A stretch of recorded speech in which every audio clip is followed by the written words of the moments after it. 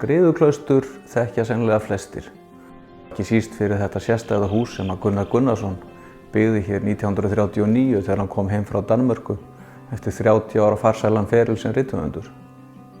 En hér á staðnum eru líka rústir af miðaldaklaustri sem var grafið upp á árunum 2000–2012. Ágústínusarklaustur, þar sem var rekinn spítali, skóli og sennilega fyrsta ferðaþjónustan hér í dalnum. Þegar þú kemur í Skriðuklaustur þá getur þú skoðað margt. Það er hægt að skoða sýningar Gunnar skáld hér inn í húsi. Það er hægt að skoða sýningu miðaldaklaustrið, sögu þess og sögu uppgraftarins. Og síðan er hægt að stíga inn í fortíðina.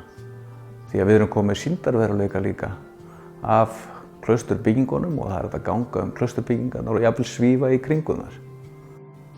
Allir sem koma hingað fá persónulega leiðsögn húsið.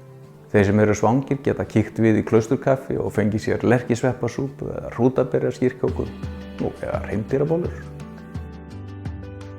Þegar þú kemur í Skriðuklaustur þá skaltu hafa svolítinn tíma fyrir þér. Og hér við hliðina á okkur er síðan Snæfellsstofa, gestastofa Vatnajökulsþjóðgarðs.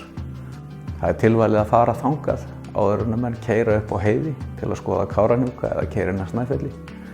Það eru 20 ár síðan við opnuðum dyrnar hér á Skriðuklaustri fyrir gestum.